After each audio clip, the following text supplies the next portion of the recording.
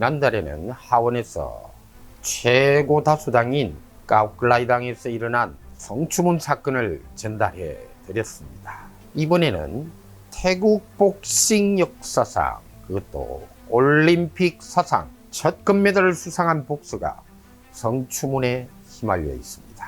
사실 태국이 올림픽에서 금메달을 따는 건 굉장히 드문 일인데요.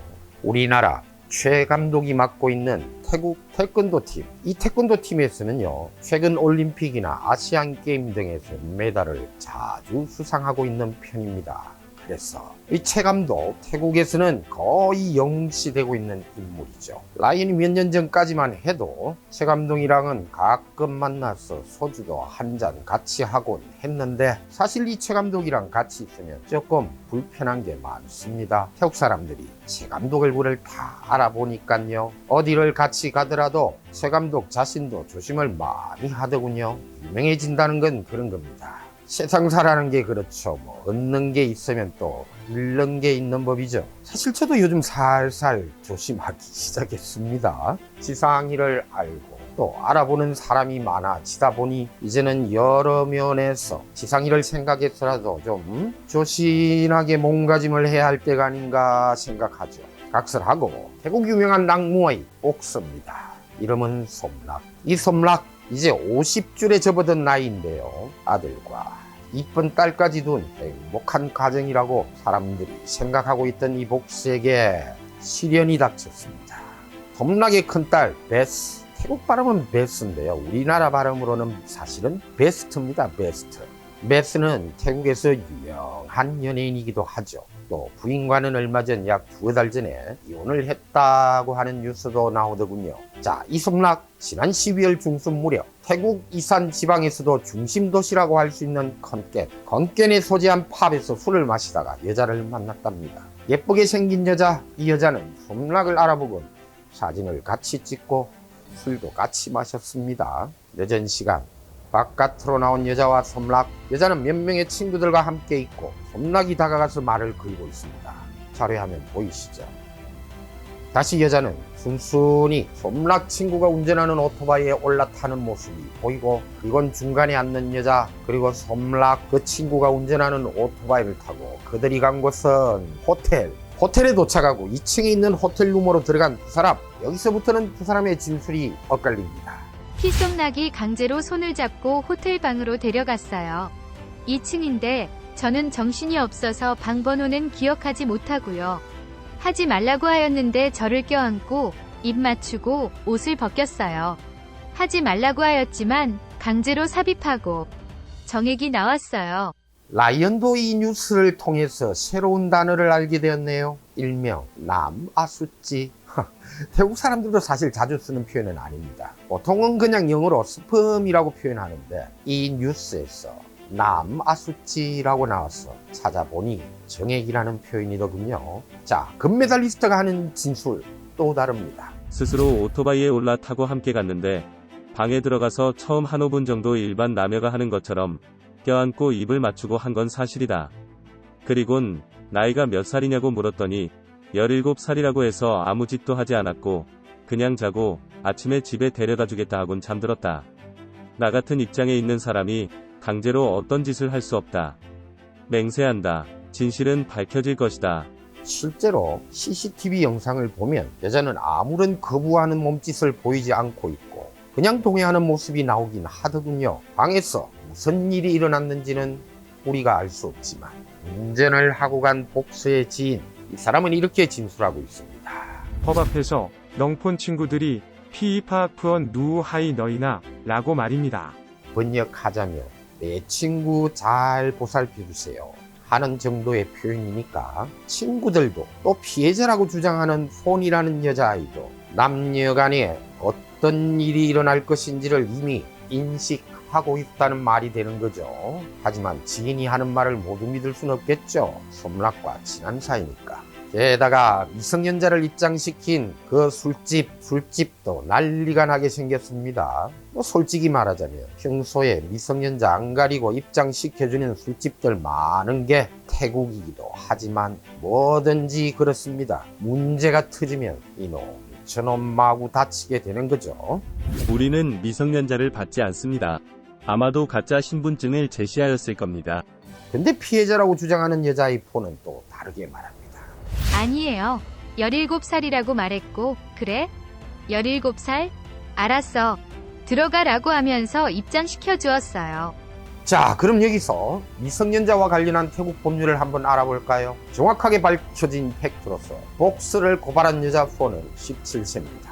태국형법 제278조부터 미성년자에 대한 음란 행위에 대하여 형벌을 규정하고 있습니다. 15세 이상 18세 미만 미성년자에 대한 조항은 태국형법 제283조 제1항에 규정되어 있죠. 15세 이상 18세 미만의 미성년자를 동반하여 음란 행위를 한 자는 미성년자의 동의 여부를 불문하고 5년 미만의 징역에 처한다. 이뿐만이 아닙니다. 피해자인 폰이 주장하는 바대로 강제로 성관계를 하였다며 더 무거운 미성년자 강간죄가 적용이 될 수도 있게 되는데요. 자칫하면 태국 금메달리스트 솜락 20년 징역형까지도 받을 수 있는 그런 상황에 놓여 있는 겁니다. 이 사건을 전달하면서 태국에 오는 여행자들이 정말 조심해야 하는 부분이기도 하고요. 사실상 요즘 여자아이들 나이 정말 분간하기 어렵지 않습니까? 자, 이해를 도울 겸 몇 년 전에 비슷한 사건이 있어서 소개합니다. 태국에는 일명 꽃그리방이라는 곳이 있는데요. 요즘은 많이 사라지고 푸켓이나 시골, 방콕 외곽 지역에 조금 남아있긴 합니다만 여자들이 무대에 올라 노래를 부르고 그 노래하는 여자가 마음에 들면 남자들은 여자들에게 꽃을 걸어줍니다. 500밭, 1000밭 여러 종류가 있지만 술에 취한 남자들 가끔씩 10,000밭, 20,000밭짜리도 마구 걸어주기도 하죠. 그 꽃이 바로 화대격에 해당하는 겁니다. 그리고 여자들은 노래가 끝나면 남자들의 자리로 오는 그런 시스템이죠. 이런 꽃거리방에서 노래하는 가수들은 나이가 조금 지긋한 여자들이 대부분입니다만 개중 좀 어리게 보이는 여자가 노래를 불렀고 같이 앉아 이야기하며 남자가 나이를 물으니 20살 되었다고 하더랍니다.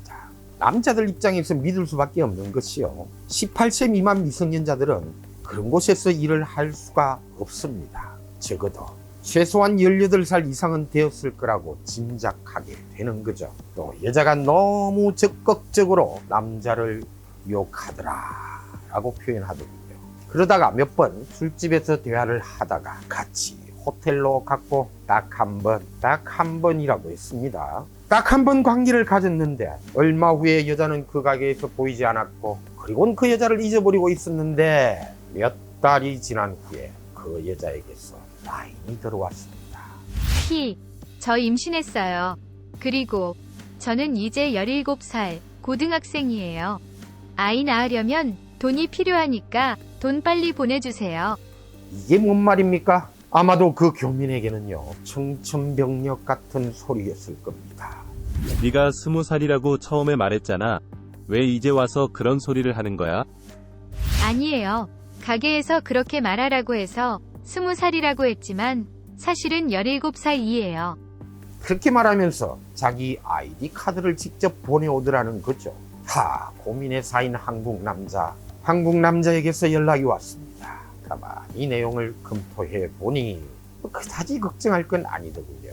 범죄라는 건 말입니다. 범죄에 대한 인식을 할 수 없는 상황, 즉 술집에서 일을 하고 있었으니 18세 이상 정도 될 거라고 생각하는 건 당연하고 또 본인 입으로 20살이라고 말하였다고 라인 대화상에서도 말하고 있으니까 경찰 조사를 받더라도 범죄라는 사실을 인식하지 못한 경우에 해당하게 될 것이고 태국형법 제59조에서도 책임 조각 사유로 언급을 하고 있습니다. 그래서 실형을 받을 가능성은 아주 적어 보였지만 그래도 경찰 조사를 받고 하는 그 사실 그 자체만으로 여러 가지 문제가 또 발생할 수 있으니 가장 빠른 방법을 생각해 보았습니다.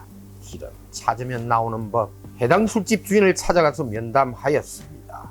이 여자아이 알죠? 이 여자 말이 자기가 이제 17살이라고 하는데 여기는 미성년자를 고용해서 일을 시키고 있는 건가요? 손님들은 당연하게 최소한 18살 이상이라고 생각하면서 술을 마시는데 이거 큰 문제 되겠네요.